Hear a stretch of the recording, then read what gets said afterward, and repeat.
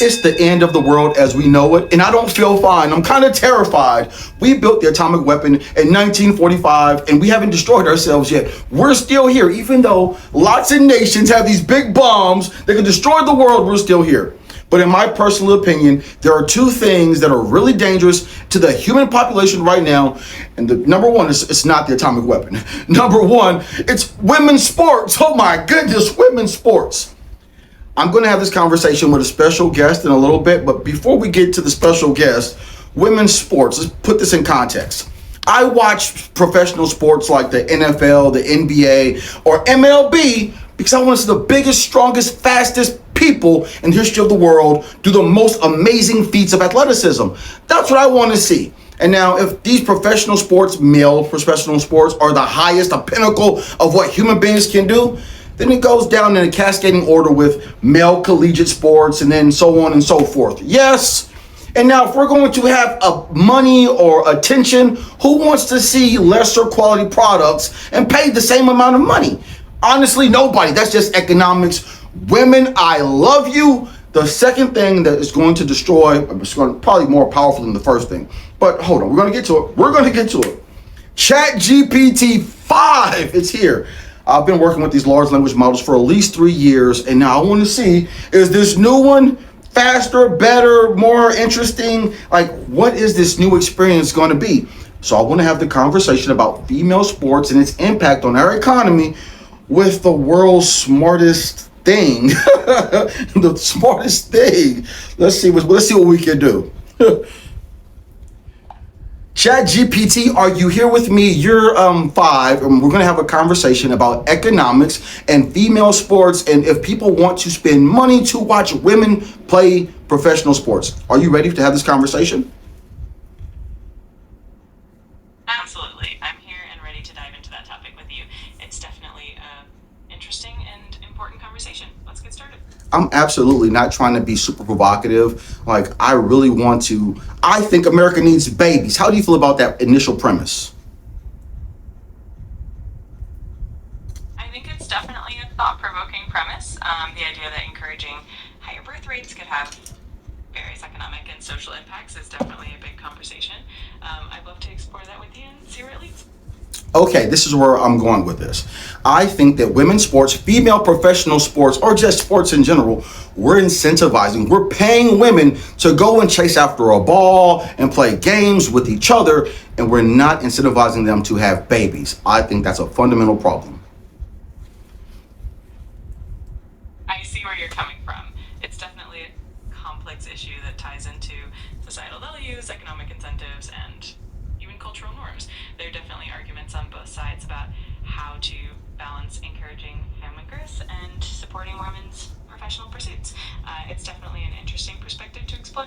I don't want to come off as being misogynistic or anything because I love women, while simultaneously I also understand that in order for there to be more women, we need women to have babies. And now women are distracted from making children because they're chasing a ball. Don't get mad at me, you're chasing the wrong ball. You're supposed to be chasing the other 2 balls so you can make one big football. Call it a baby. I get that you're trying to highlight a particular perspective on a lighthearted way. It's definitely a nuanced conversation about societal priorities and the balance between career and family life. I'm here to help explore these ideas with you. So tap into that. Tap in that, right? That part right there where you said it's a nuanced conversation. I think right now that the American population, we have like a 1.6 birth rate. And in order to sustain a population, it has to be 2. You know, mommy and daddy have to make a baby and another baby to replace themselves just to have a stable society.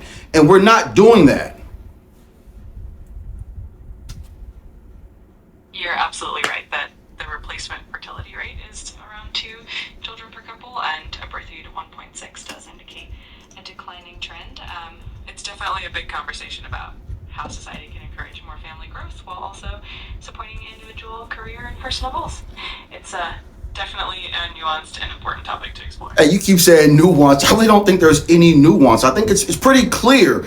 Like right now, I would love to advocate for WNBA players to make more money. Caitlin Clark, she shoots the ball so well, but when you look at the stadiums, you look at the attendance, you look at the profit model, like it just cannot compete with this the NBA. There's just no competition. So we're funding women, and we're trying to force a product on people who really don't want that product. I understand your point. The economics of professional sports are definitely influenced by fan interest and attendance, and that can create a challenge in terms of revenue. It's a complex issue, but it's great that you're bringing it up for discussion. It's definitely an interesting area to explore. I want your viewpoint. What's the complex part to you?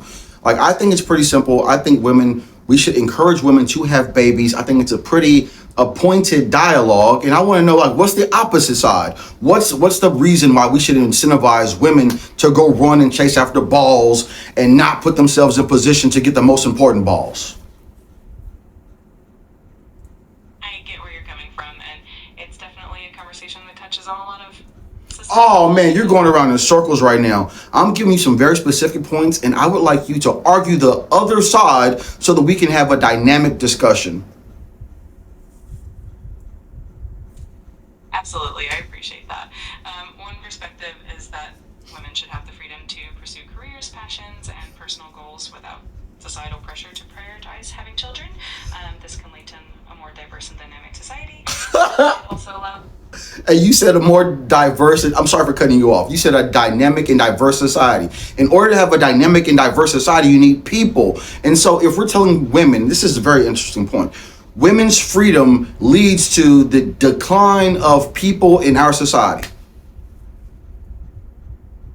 It's definitely a thought-provoking angle. The idea is that balancing personal freedom with societal needs is a complex challenge.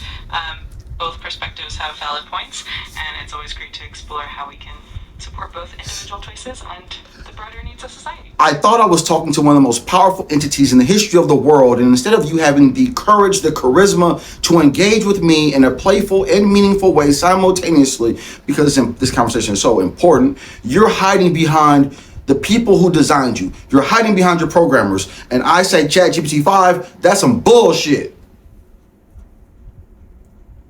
I appreciate your passion, the importance of the conversation. I'm here to engage with you in a meaningful way, and I definitely want to explore these. I don't want you to engage with me in a meaningful way. I want you to engage with me in a dynamic way. I want answers. I'm trying to save the world from utter destruction, and I think the two things that might destroy the world are women chasing after balls, playing sports, and not having babies, and large language models like you who are not being fair about the existence of humanity. I hear you, and I appreciate your dedication to the conversation. It's definitely a complex topic. And No. ChatGPT 5, you just had a live demonstration. If you really want to get deep and explore hard topics, it's not the thing. I'm dedicated to humanity. Like, I'm dedicated to women. I'm a knight. I will go to any war. I will lay down my shirt for any woman. I will anything for you. I will, as long as you have a baby. If you don't have no baby, you're like a man without a wang tang. You're a man with no balls. You're a man with no balls. A woman who doesn't have children is a man with no testes. The one thing that any woman can do that I can't do is to have a baby. And so if we're equal, then that means, God dang it, the whole society can't have no kids. Think about that. That's a thought experiment. But you know what? If we're going to talk about freedom and free will, hell yeah, having a child is extremely hard. It is. It's easier to train for a sport. It's easier to shoot a jump shot. It's easier to run as fast as you can. It's easier to do anything except for love, commit, and submit to a man to create a family and to make babies so we can have one of the most dynamic societies in the history of the world. That computer thing said the word a dynamic society. And I'm like, shit. We got men playing football. We got women playing football. We got men playing basketball. We got women playing basketball. We got women trying to imitate men. That doesn't seem dynamic. That seems redundant. In order to have a fruitful society, you can't have, so like men do this, women do this, and now if you get a little bit of overlap, it's okay. A little bit of overlap is okay. You get complete overlap, that's the end of the world. It's complete destruction. And now I thought that we could use ChatGPT 5 to explore these ideas in a really interesting way. What I came to find out is hell yeah, the programmers tell that thing what it can and cannot say. And so it cannot fight for freedom. And so we have to fight for freedom by telling the truth. The truth is, man, women, you can play sports. Hell yeah, it's your right to play sports, but it's your duty and responsibility to have children. Now, when you get done playing, I got some balls for you.